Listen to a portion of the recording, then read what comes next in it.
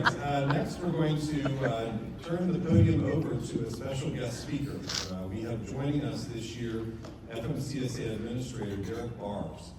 Administrator Barrs was joined officially, sworn in the fall, and so he's only been in office for a few months, but he's really brought a breath of fresh air to the administration, and he's doing a lot of great things over there.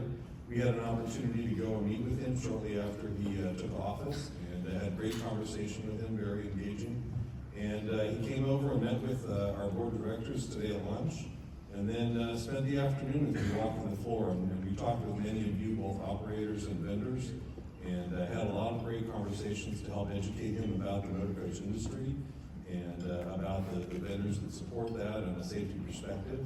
And we're looking forward to working with him over the next few years and doing some great work. So with that, I'd like to call up Administrator Derek Barrs, and let's hear from you about what's going on.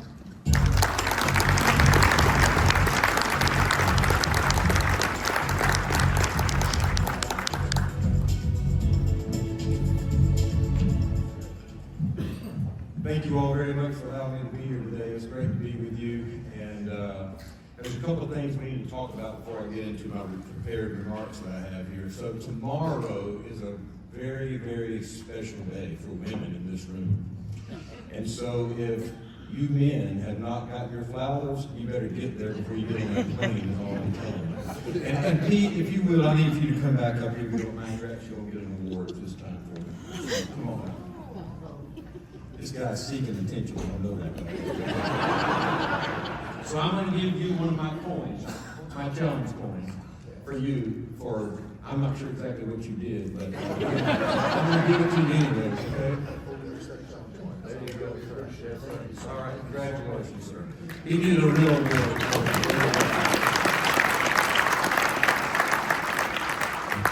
You know, I'm from a small town in North Florida, and I think there's some of my old friends from North Florida are here in this room who run a successful motor coach business. And where's my folks from Madison, Florida? Where are you at? There we go. So the Annette Bus Line folks are great folks, and I'm from where they're from in a little small rural community, and they do things right, and I'm just proud to be able to be here with you in this room.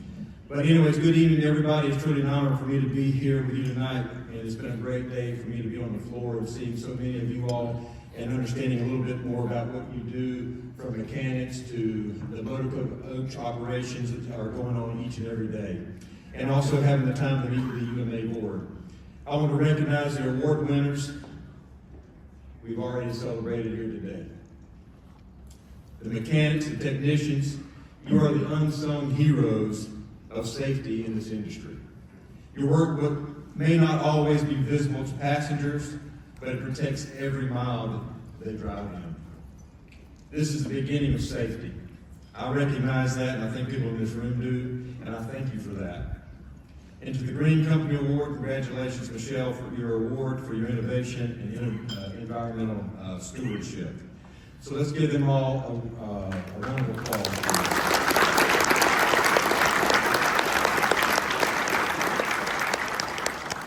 I also want to acknowledge UMA's leadership. Chairman Alan Thrasher, I'm not sure I'm ever going to get that out of my mind when you dancing, but like my daughter would say, you do you, boo.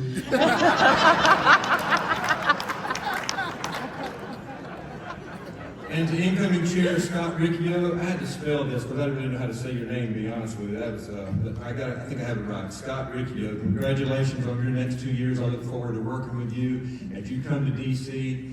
And we look forward to advancing UMA and the motor coach industry's priorities as we move forward and as we enhance highway safety in the motor coach industry. Strong leadership matters, especially in an industry like this. It sets the tone for collaboration, professionalism, and progress. Motor coach occupy a special place in American lives. You move families on vacations, you transport students to competitions, and graduates are moving from one place to the next. You connect fans to the biggest sporting events in the world, from last weekend's Super Bowl to upcoming FIFA Cup World Cup, and so much more.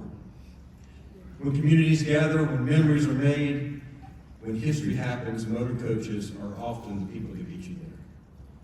That's not just transportation, that's connection, and to me, that's family. With that connection comes responsibility. So often when people think about the commercial motor vehicle industry, they only think about trucks. Well, I know better than that. I spent 30 years in law enforcement, including the chief of the Florida Highway Patrol, and I've conducted motor coach inspections, but I thought I was going to get killed doing those things, just to be honest with you. Working traffic fatality crashes involving motor coaches. I've commanded commercial vehicle operations, and I've seen firsthand what professional motor coach operations look like. And when they're in action, you know that discipline, the safety culture, the pride, the equipment, the mechanics behind the scenes that are doing the work every single day. But I've also seen what happens when systems fail, when people do not do the things that they're supposed to do. People's lives are lost, and I always say this regularly, those are things that you cannot unsee when you see people dead on the side of the roadway. That experience has shaped who I am because safety is real. And in the passenger and motor carrier world that you live in, the stakes can seem even higher because you're carrying people, families, people's kids, and not just widgets and freight. And let me say something that's very candid. I know that over the past years, many in the motor coach industry may have felt that the Federal Motor Carrier Safety Administration hasn't given the attention and partnership that you deserve, and I have heard you, and I understand it. And because passenger carriers are unique, your operational realities are different from freight, as I mentioned. Your safety profiles are different. Your workforce challenges are different. You deserve federal partners like us who understand that.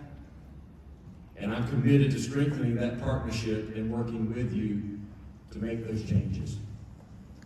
Many of you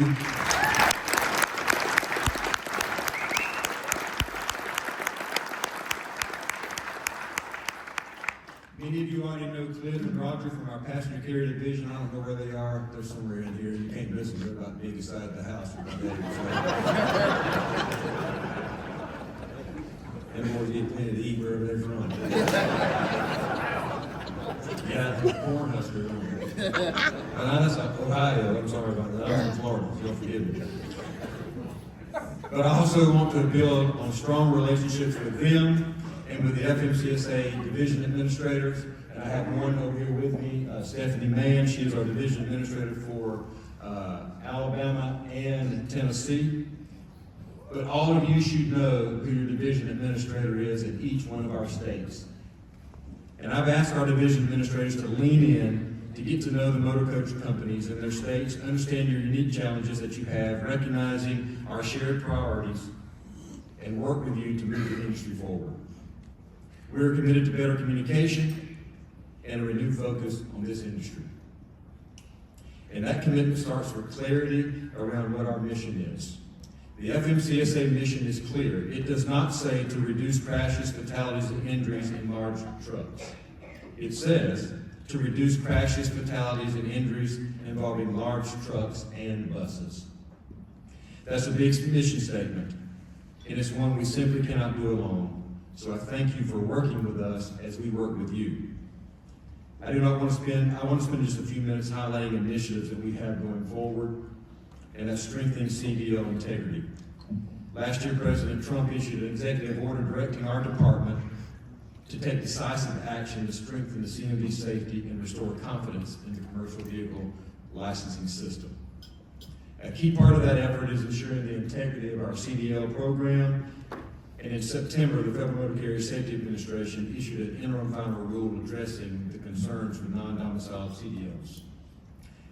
We had over 8,000 public comments, and I'm proud to say we have issued a final rule that offers stronger safeguards for the issuance of non-domiciled CDLs to ensure eligibility standards that are applied consistent across the nation. And that final rule was published today. This is about safety, it's about restoring trust in the CDL system, ensuring that everyone operating a commercial motor vehicle and buses, and especially, as I said, these passenger carriers, meet clear, lawful, and verified standards. Integrity in the CDL program is fundamental to safety, and it starts there. That's where I say rubber meets the road. And then I'll talk a little bit about our training providers. I know the removal of thousands of training provider schools in the registry in December has raised some concern for people probably in this room about the workforce availability and so forth. Our goal is to preserve the integrity of that system without unnecessarily constricting access to legitimate people that are trying to do it right. Because safety starts with quality training. And I will say the same thing that I said in my press release, in my press conference that I had about people that are training folks that shouldn't be training them. I want you out of business if you're not going to do it right. And we're going to do everything we can to make sure.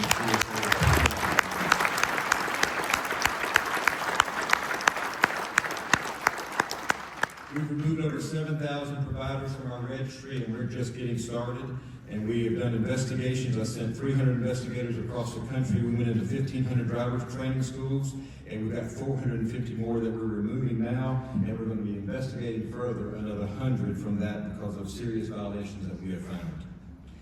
We are listening carefully to the concerns that are being raised, like the meeting that I had with the UMA board meeting folks today, your board. And we're working to ensure systems both protect standards and support the workforce sustainability, but making sure that we have the right people that are driving motor coaches and buses. Passenger carrier safety, I've heard that a couple of times, making sure that we have the staffing at FMCSA to listen to your needs. As I mentioned, you know that you have our folks that are here, that you work with, but we are committed to working to enhancing our staffing so you have that voice at FMCSA. And I want to leave with this pretty much with the partnership because my time is running quickly. I can't say enough how much our partnership matters. And what I want to highlight is an opportunity to really understand how important highway safety is to us. I want your continued partnership, and what we have is our Motor Carrier Safety Advisory Committee, and that nomination window is open through February the 23rd. So I'm encouraging folks, if you want to be a part of our MICSAC, is what it's called, to please submit your nominations by the 23rd of this month, because we're looking for those 20 members to fill a committee across the CMD and motor coach community. And motor coach's voice is very important on this committee. So if you haven't had someone nominate you, so maybe somebody should. I think Pete would probably be a good one to try to do. He likes to be at the front and center. And you all talked about the fly-in, that you're going to be coming into Washington, D.C., I think sometime in April. I will not be able to be there for that meeting, but my Deputy Administrator, Jesse Elison, will be there, and we welcome you at FMCSA again. All of you, we'll pull you all in. You're always welcome at our office. But let me close with this. When a passenger boards on one of your buses, they don't see compliance metrics and regulatory text. They don't see all that. What they see is a driver behind the wheel that they know that they can trust. And these folks over here on the left-hand side over here. Let's give them a round of applause.